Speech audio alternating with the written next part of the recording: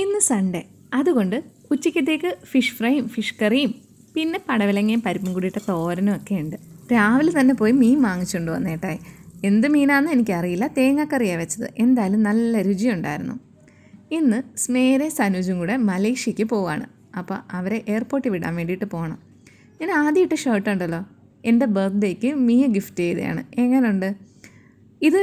ഞാൻ പോകാനായിട്ട് ഒരുങ്ങിയിട്ട് രണ്ടാമത് വെയർ ചെയ്ത ഒരു ടീഷർട്ടാണ്. ഫസ്റ്റ് ഇട്ട മൾട്ടി കളർ ഷർട്ട് അത്ര സെറ്റായില്ല, പക്ഷേ ഇതിട്ടപ്പോൾ കുഴപ്പമില്ല എന്നൊക്കെ തോന്നി.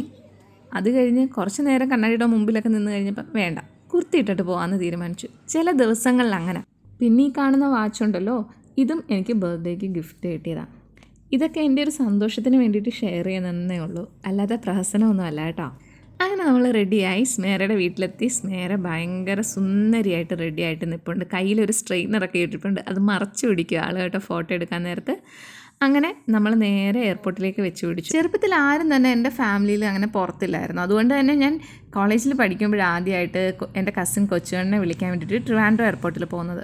പക്ഷേ കല്യാണം കഴിഞ്ഞ് ചെന്ന വീട്ടിൽ അങ്ങനെയല്ല കേട്ടോ, എല്ലാവരും പുറത്തായിരുന്നു. അതുകൊണ്ട് സ്ഥിരമായിട്ട് എയർപോർട്ടിൽ വിളിക്കാനും കൊണ്ടാക്കാനും ഒക്കെ പോകുന്നത് നമ്മളാണ്.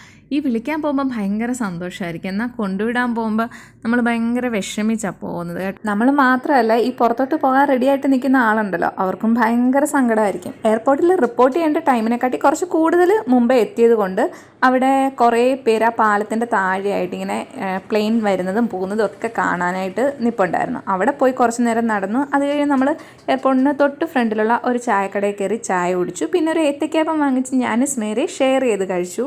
സാധാരണ യാത്രയാക്കാൻ പോകുമ്പോൾ ഭയങ്കര സങ്കടത്തോടാണ് പോകാറ്, പക്ഷേ ഇത്തവണ ഭയങ്കര ഹാപ്പിയായിട്ട് ജോളി മൂഡിലാണ് പോയത്. എന്താണെന്ന് വെച്ചാൽ അവർ ടൂർ പോവാണല്ലോ, ഒരു 5 ദിവസം കഴിയുമ്പോൾ തിരിച്ച് വരികയും ചെയ്യും. എൻട്രി ഗേറ്റ് കഴിഞ്ഞ് എയർപോർട്ടിലേക്ക് കയറി കഴിഞ്ഞാൽ പിന്നെ ഷടപടേന്ന് കാര്യങ്ങൾ നടക്കും. അവിടെ വണ്ടി അധികം നേരം പാർക്ക് ചെയ്യാൻ സമ്മതിക്കത്തില്ല. പെട്ടെന്ന് തന്നെ ലഗേജും കാര്യങ്ങളും ഇറക്കി വെച്ച് അവരോട് യാത്ര പറഞ്ഞ് നമ്മൾ പുറത്തിറങ്ങി. കാർ എൻട്രി ചെയ്ത് 10 മിനിറ്റ് കൂടുതൽ നമ്മളവിടെ സ്പെൻഡ് ചെയ്യുകയാണെങ്കിൽ നമുക്ക് 80 രൂപ ഫീസ് അടയ്ക്കേണ്ടി വരും. അത് 2 മണിക്കൂറത്തേക്കോ മറ്റോ ഉണ്ട്. പക്ഷേ പെട്ടെന്ന് ഇറങ്ങുകയാണെങ്കിൽ നമുക്ക് യാതൊരു ഫീസും കൊടുക്കേണ്ട കാര്യമില്ല. ഇവർ 3-4 ദിവസത്തിനുള്ളിൽ തിരിച്ച് വരുമല്ലോ, അതുകൊണ്ട് നമ്മൾ പെട്ടെന്ന് തന്നെ അവിടെ നിന്ന് ഇറങ്ങി നമുക്ക് ഫീസൊന്നും കൊടുക്കേണ്ടി വന്നില്ല. ഇനിയിപ്പം നാളെ തൊട്ട് പരിപാടികൾ തുടങ്ങും. അതിൻ്റെ പ്ലാനിങ്ങിലായിരുന്നു ഞാൻ വണ്ടിയിലിരുന്ന്. ഒരാഴ്ചത്തെ ഓണം വെക്കേഷന് ശേഷം നമ്മുടെ സ്കൂൾ തുറക്കുവാണല്ലോ, അപ്പോൾ പിള്ളേർക്ക് ഫുഡ് കൊടുത്തു വിടണം, രാവിലെ എണീക്കണം. ഇത്രയും ദിവസം ഇങ്ങനെ ആടിപ്പാടിയൊക്കെ പോവുമായിരുന്നു, അതെല്ലാം മാറണം. അപ്പം വരുന്ന വഴിക്ക് അത്യാവശ്യം തിരക്കൊക്കെ ഉണ്ടായിരുന്നു. റോഡിൽ കുറേ സ്ഥലത്ത് ബ്ലോക്ക് ഉണ്ടായിരുന്നു, കളമശ്ശേരി ഭാഗത്തൊക്കെ.